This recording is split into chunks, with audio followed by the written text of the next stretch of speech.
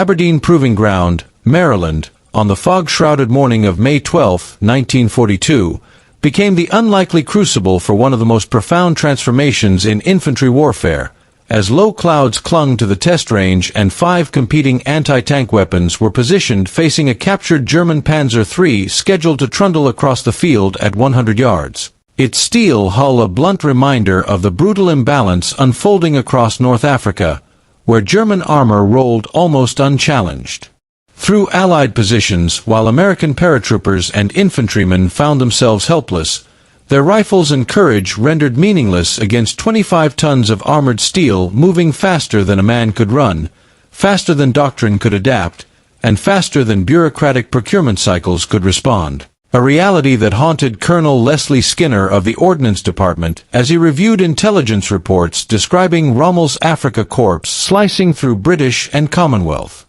forces with mechanical precision, reports filled with photographs of shattered units and field notes from American advisors embedded with Allied formations who described, again and again, the same fatal equation: tanks advanced, infantry scattered or died, physics decided the outcome, and Skinner understood the cold math behind it. That a Panzer III weighing over 25 tons could sustain speeds of 25 miles per hour across desert terrain, while an American paratrooper burdened with 80 pounds of gear could barely sprint 8 miles per hour on flat ground. And when those two forces collided, bravery did not matter, numbers did not matter, only steel and momentum mattered, a truth reinforced by grim after-action reports from the Gazala line where British paratroopers dropped behind German lines were overrun when panzers rolled through their defensive positions, their boys' anti-tank rifles. 39 pounds of precision engineering,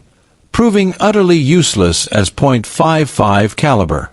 Rounds bounced off armor like pebbles thrown at a battleship, leaving only 37 survivors out of 240 men. And yet amid this despair Skinner saw a glimmer of possibility resting quietly on his desk in the form of the M10 shaped charge grenade, a revolutionary warhead based on the Monroe effect that focused explosive energy into a narrow jet of molten metal capable of penetrating 50 millimeters of homogeneous steel, theoretically enough to defeat any German tank in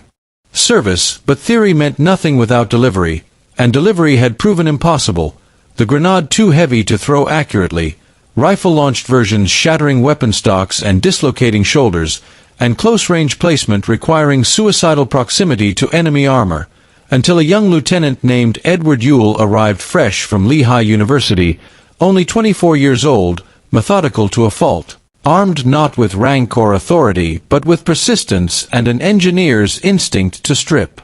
problems down to fundamentals, spending weeks examining failed proposals, sketching ideas on scrap paper, rejecting complex mechanisms that introduced new failures, until a routine visit to the Indian Head Naval Proving Ground sparked the breakthrough when he noticed a discarded 60mm mortar tube lying forgotten in a disposal yard. 5 feet of plain steel pipe whose internal diameter matched the M10 grenade perfectly. And in that moment you'll realize that every previous design had failed because it tried to contain and control the rocket's combustion inside complex launch mechanisms, when the answer was the opposite. Let the rocket burn completely inside the tube, shield the operator with simple steel, eliminate dangerous backblast, and allow the projectile to emerge already stabilized and moving fast enough to maintain accuracy. A solution so brutally simple it offended the sensibilities of experts trained to equate sophistication with effectiveness and working in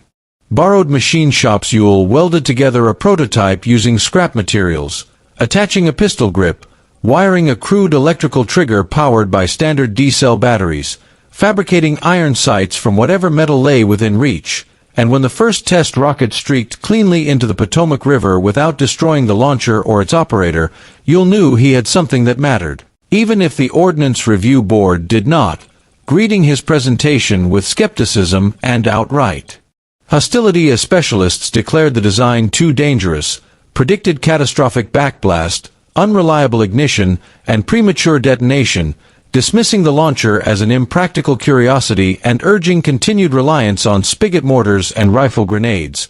But as spring turned to summer, intelligence reports brought alarming news that German engineers were reverse engineering captured British rocket weapons. racing to deploy their own versions, forcing the army to act, scheduling a decisive test at Aberdeen Proving Ground, where 5 established anti-tank systems would compete head-to-head against Ewell's improvised launcher, and knowing this was his one chance, Ewell worked 18-hour days refining the design, reinforcing the tube with piano wire to prevent catastrophic failure, redesigning the electrical ignition system with redundancy, carving a walnut shoulder stock whose grain absorbed recoil better than steel, and perfecting the propellant grain so it burned completely in 1/50th of a second, accelerating the rocket to 265 feet per second while keeping pressures within safe limits, producing a weapon system weighing just 13 pounds with an effective range of 300 yards and penetration capable of defeating any German tank side or rear armor.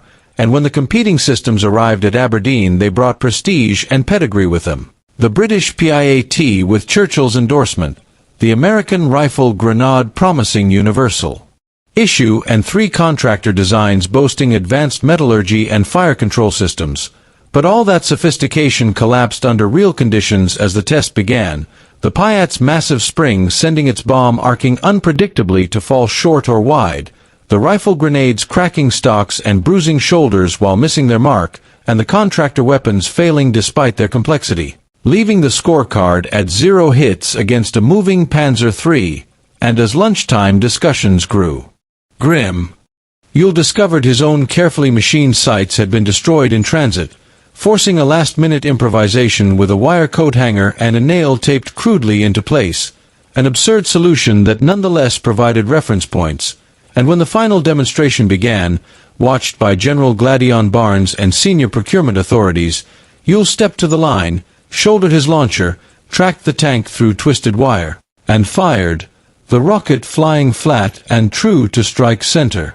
mass, followed by 4 more perfect hits that silenced the range, leaving no doubt that elegant simplicity had triumphed over institutional inertia, prompting Barnes to shoulder the weapon himself, remark on its resemblance to Bob Burns's comic Bazooka, and issue an immediate order for 5,000 units. A decision that sent General Electric scrambling to industrialize a weapon whose early production flaws nearly doomed it, as cracked propellant grains, unreliable batteries, and poor training produced disastrous results in North Africa. Yet airborne commanders recognized its potential, requesting a lighter, modular version suitable for paratroopers who needed anti-tank power without vehicles or artillery, leading Ewell to design the M9 bazooka that broke into 2 sections for airborne insertion, featured magneto-ignition, improved rockets, and greater penetration. A weapon that would be carried into the darkness over Normandy on June 6, 1944,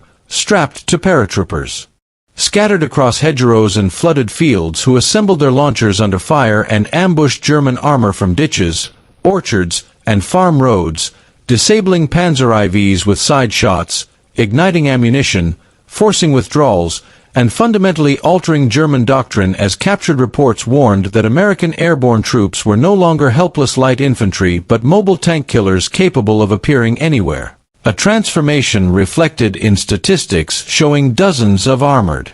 vehicles destroyed by bazookas in Normandy alone, even as German engineers responded with a Panzerschreck, proving that innovation invites counter-innovation. Yet none of that erased the significance of what happened at Aberdeen, where a discarded mortar tube, a coat hanger sight, and a young lieutenant's refusal to accept conventional wisdom reshaped modern infantry warfare and demonstrated that sometimes the most decisive revolutions are born not from massive budgets or committees, but from